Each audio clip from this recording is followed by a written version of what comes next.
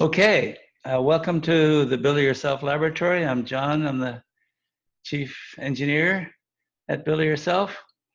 At Build It Yourself, we have a very important mission. Would someone in the class like to read what our mission is? Okay, Judy, you're up. Mission. Build It Yourself is looking for a few smart ladies and some hairy-chested men to save the world from vile villains who build mean machines. Any smart ladies in this class? Any guys sprouting any hair on their chest? Okay, and scurrilous scoundrels who make a mess. great. Okay, so our mission is a very important one. It's to basically rid the world of evildoers. So we're going to work as a team to focus on this mission. And part of teamwork is getting to know who your teammates are. So we'll go around the room and everyone has 30 seconds to talk a little bit about themselves, share with your teammates your favorite stuff to do. I'll start. I'm John. I'm an electrical engineer out of Cornell. Love to build, especially toys. My hero is Don Quixote because he has fantastic dreams and he makes his dreams come true.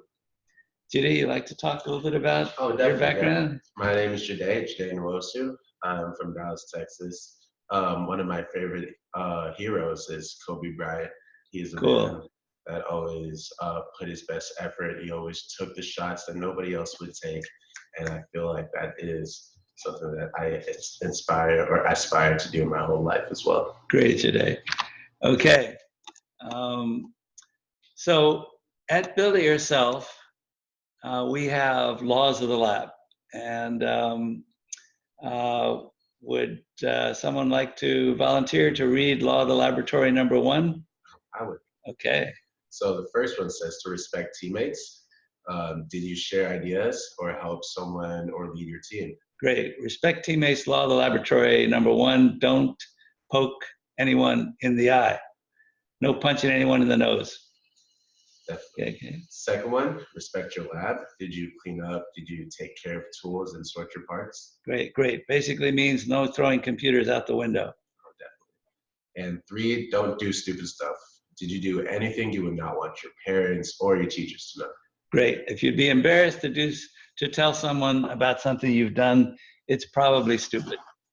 Great. So as in any society, when you make laws, there are consequences of breaking those laws. So we have a 3-strike policy. First time you break a law of the laboratory in a class, you get a warning. Second, or maybe a timeout. Second time, you have to write a note to the director saying what you did. And the third time you break a law of the laboratory, you may get kicked off the team. Okay, so do we all have an agreement? Anyone object? Let's move on. Okay, we have a corollary to the laws of the laboratory. It's called the Golden Rule. And that is that what we're trying to do at Build It Yourself is quite difficult. And so anyone who destroys something or has the attitude where they can't do something, you're obliged to sit in front of the Swizzerblots machine. The words "I can't" are forbidden. The Swizzerblots machine is a really, really nasty, mean machine. In general, mean machines are forbidden at Build It Yourself, but this is one exception. And this is a Rube Goldberg torture machine, basically. We'll just play the video here.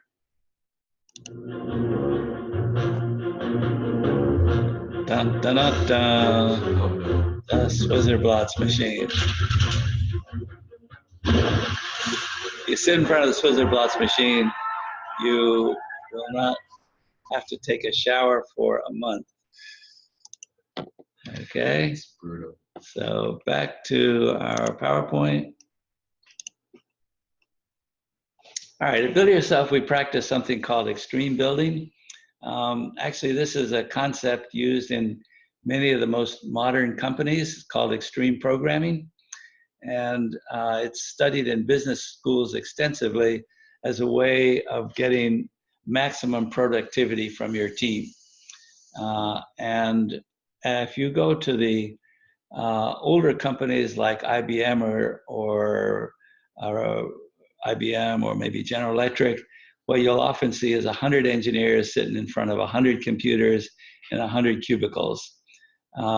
If you go to some of the modern companies like Apple or Google, what you'll often see is 2 or 3 programmers sitting around one computer, sharing ideas and programming together.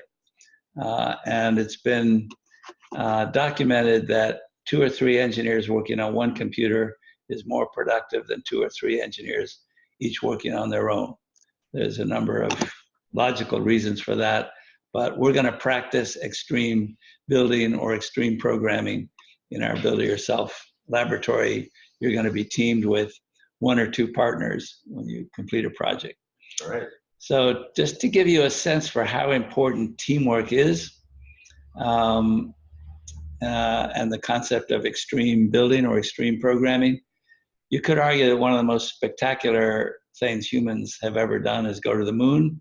How many people do you think are working on the team that put 2 men on the moon?